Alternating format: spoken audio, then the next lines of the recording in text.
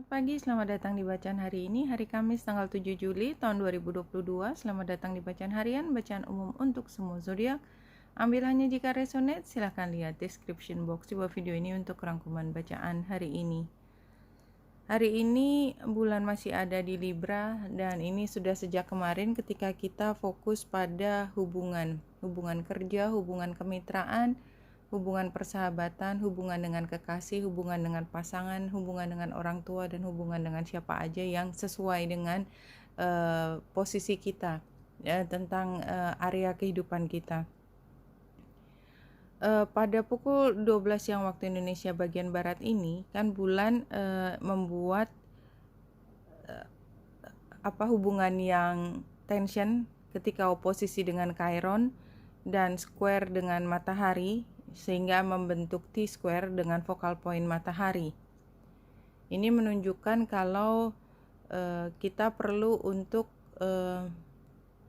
mungkin membahas sesuatu untuk mencapai satu resolusi atau perbaikan, atau kita mengupayakan untuk lebih baik daripada yang kemarin dan secara aktif berkomunikasi, mencoba mencari penerangan lebih jauh. Intinya adalah saling memahami gitu ya, memahami siapa yang kita ajak bicara, apa urusannya, dan pada saat yang bersamaan kita lebih memahami apa yang kita inginkan.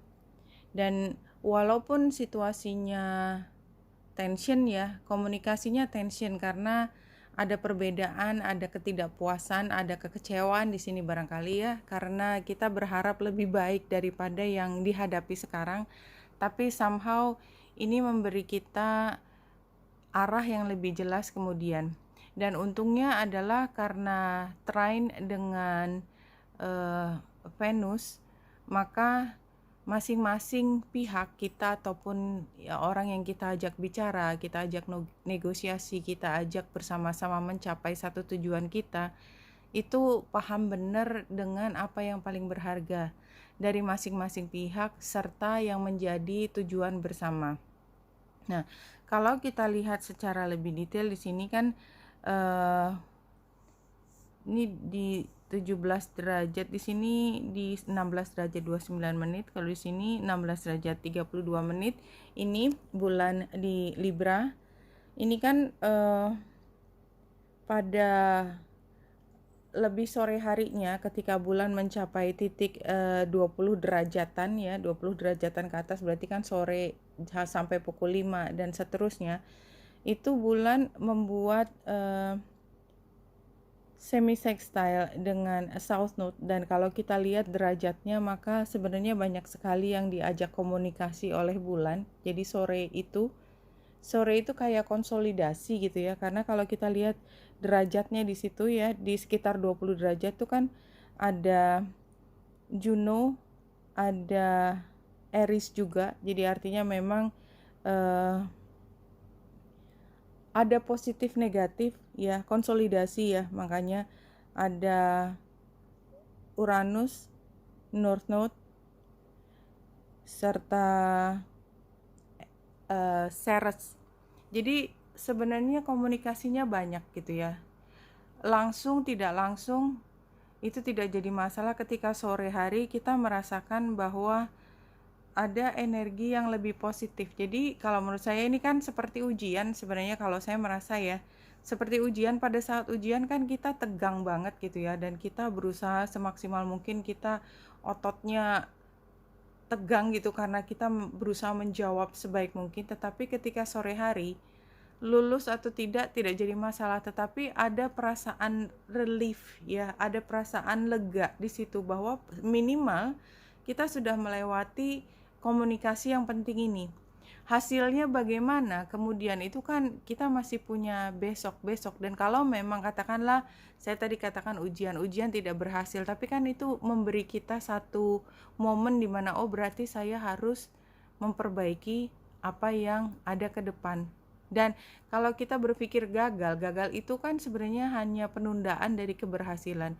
Dan kalau kita belum berhasil, artinya kita memang belum siap masuk ke dalam satu situasi yang berikutnya. Kita masih perlu mengulang. Dan semesta itu nggak seperti kita ujian ya, kita bisa apa ya, kita paksain belajar satu malam, kita cuman mengerti hal itu sebentar dan kemudian udah lulus, kedepannya kita bisa pakai bisa enggak. Semesta tuh kan enggak gitu caranya kerja. Kalau kita lulus ya lulus, kalau enggak ya enggak. Karena apa? Karena kan enggak ada yang komite yang ngawasin hanya untuk benar atau enggak, sesuai atau enggak, karena semuanya udah sesuai gitu ya. A ya A, B ya B gitu ya. Kalau semesta. Jadi kalau saya melihat sebenarnya eh, apapun yang dihadapi hari ini, pada akhirnya semua membawa perasaan kita lebih tentram karena kita tidak lagi berada di situasi sebelum ujian. Beda sekali situasi antara sebelum ujian sama sesudah ujian. Dan ujian tadi bukan berarti benar-benar ujian ya, tapi lebih ke saya mengambil perasaan kita, kondisi emosi dan psikologis kita sebelum dan sesudah ujian. Apapun hasilnya. Karena hasil itu tergantung upaya kita yang sebelumnya dan orang beda-beda. Iya, kalau dari penggambaran di sini kan sama ya. Jadi ujiannya itu adalah bagaimana kita mengupayakan semaksimal mungkin untuk mencapai yang setinggi-tingginya supaya menjadi diri kita apa adanya. Dan ini memberi fasilitasi kepada kita untuk bisa eh, kalau saya melihat jangkarnya itu bukan hanya di masa ini tetapi di masa depan, kayak kita melemparkan jangkar untuk menarik kita ke atas ya. Jadi bukan di bawah tapi di atas. Saya melihatnya seperti itu.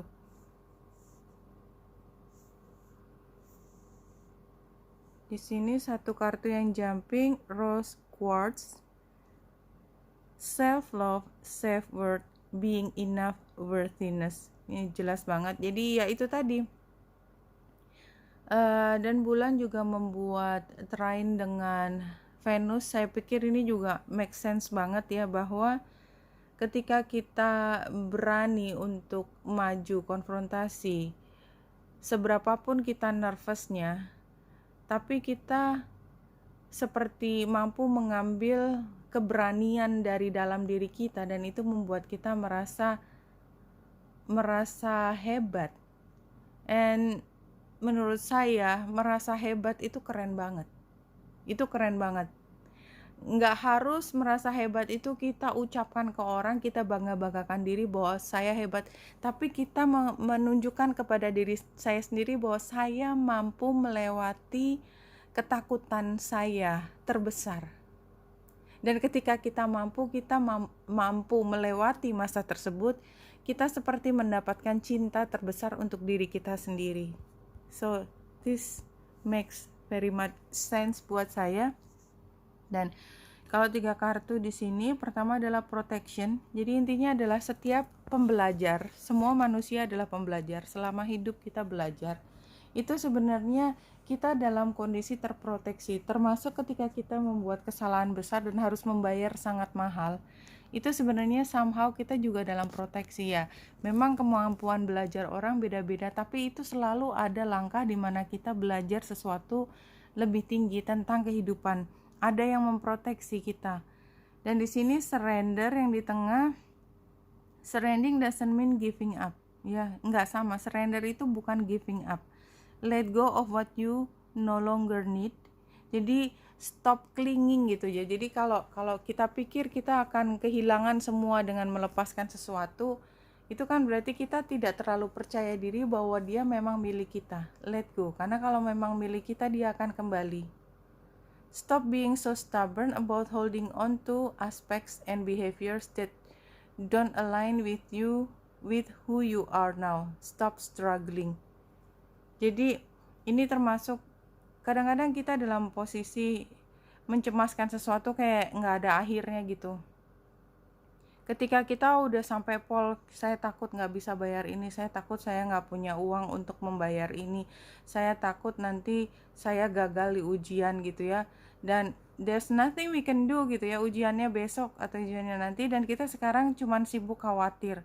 Itu kan itu kita nggak bisa hindari. Tetapi kalau kita bisa let go, karena kita tahu yang kita bisa lakukan sudah lakukan, setelah itu let go, maka kita akan jauh lebih tenang. Sebenarnya kan itu,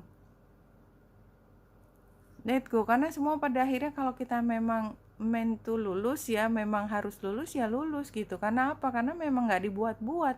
Ini semesta, kita nggak bisa cheating, kita nggak bisa nyontek aja. Simply wisdom. Jadi yang namanya kebijaksanaan kita di mata semesta, kebijaksanaan itu ya bulat gitu, nggak kita jaim gitu ya, jaga image sok bijaksana gitu, nggak laku aja, nggak laku di semesta, nggak bisa gitu. Jadi kalau menurut saya kita semua pembelajar bahwa tingkat kebijaksanaan orang, kemampuan orang berpikir, kematangan itu beda-beda. Tetapi bukan berarti ketika masih bayi, misalnya saya ambil ekstrim, masih bayi jelas dia nggak bijaksana, tetapi dia tetap terproteksi supaya bayi ini kelak menjadi orang yang bijaksana. Dan sepanjang jalan itu dia dilindungi supaya perlahan demi perlahan dia mencapai materi-materi yang dia perlu pelajari sampai dia menjadi jiwa yang matang kemudian, itu kan.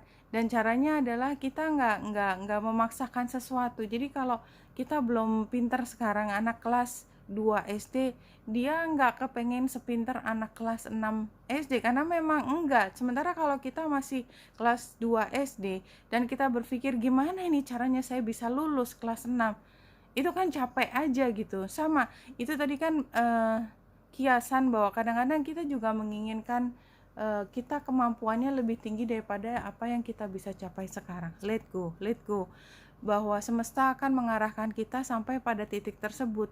Tingkat kebijaksanaan itu kita capai dengan cara bertahap, gradual, satu buku demi satu buku demi satu buku. Supaya apa? Supaya otak kita nggak meledak. Supaya apa? Supaya kalau kita tumbuh fisik badan kita sama dengan tumbuh psikologis, emosi, dan intelektual kita itu juga secara bertahap. Nggak bisa yang tiba-tiba meledak, nggak bisa.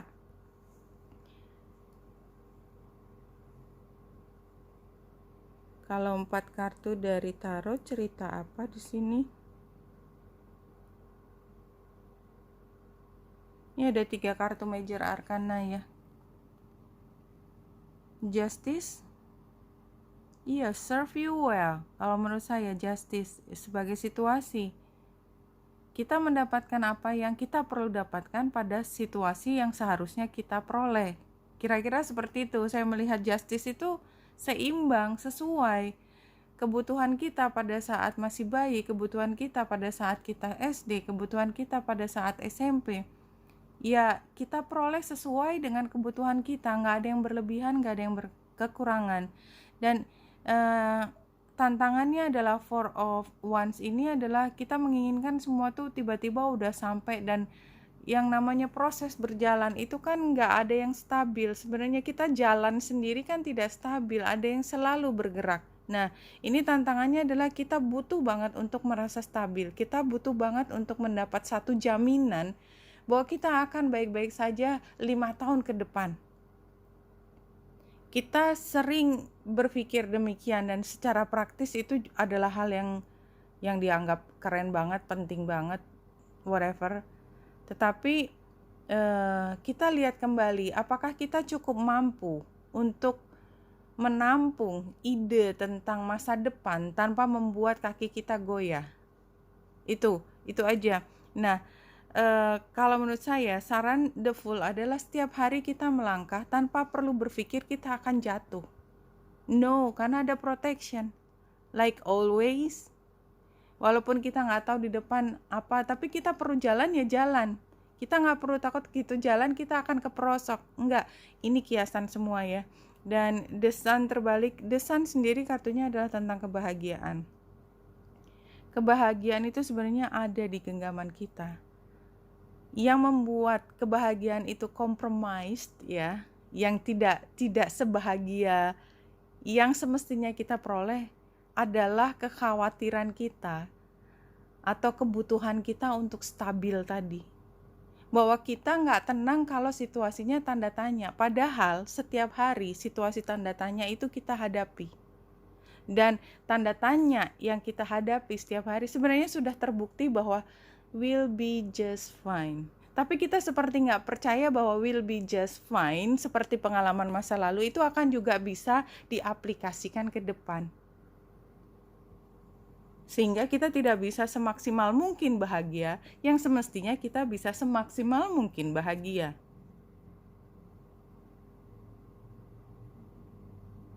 Spirit Guides mengatakan untuk menutup bacaan kali ini, if you could be in that place of full connection with your spirit, koneksi, more of the time, your life would become easy and effortless.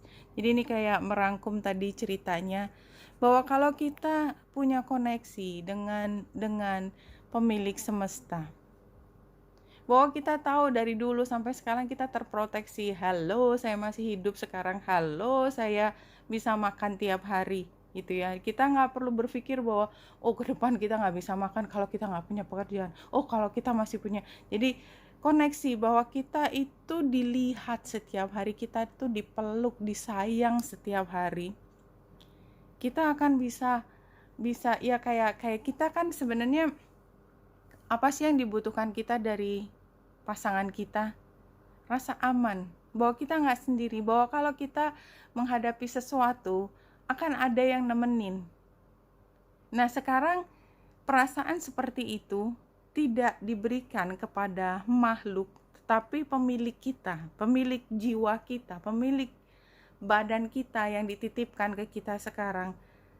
Dan kita tahu bahwa pasangan kita itu begitu mencintai kita, nggak mungkin ninggalin kita, nggak mungkin membuat kita menderita. Yang dilakukan dia semua adalah untuk membuat kita bahagia. Tapi itu bukan kita tempatkan pada makhluk, tetapi pencipta kita. Apa yang susah coba? Pasangan kita juga manusia, dia bisa bikin kesalahan, dia terbatas ya, sama-sama manusia. Kalau yang ini kan nggak terbatas. So apalagi yang bisa salah dari situ. Nah, ini makanya penting sekali untuk mengingatkan di sini ketika kita khawatir, dan tadi kan kita awali bacaan kita dengan perasaan cemas luar biasa ketika bulan itu punya koneksi yang tension dengan beberapa planet. Somehow kita lewati terus punya keyakinan bahwa kita nggak sendiri, bahwa semua kerikil yang ada di depan kita itu memang diberikan buat kita supaya kita makin wisdom, makin mampu mencapai kebijaksanaan, maka kita akan baik-baik saja. Karena apa? Karena kita memang bayi yang dilahirkan ketika dulu dari ibu kita dan ayah kita yang masih bodoh banget, tanda petik ya. Bodoh itu artinya dibandingkan sekarang cara berpikirnya. Karena setiap bayi beda. Tetapi kalau memang kita meant to be untuk menjadi orang yang bijaksana nanti, semakin mampu mendekatkan diri, semakin sayang pada pemilik kita, maka kita akan sampai ke situ. Dan nggak bisa ujuk-ujuk kan, kita nggak bisa ujuk-ujuk sayang. Kita selalu belajar dari proses yang panjang, dan ini termasuk salah satu dari hari tersebut, di mana kita semakin memahami bahwa kita nggak pernah sendiri, bahwa apa yang kita pikirkan, apa yang kita ucapkan, itu kedengaran keluar dari mulut atau hanya berada di pikiran kita. Oke, Wenita Indrasari sini, semoga membantu. Salam hati dan cahaya.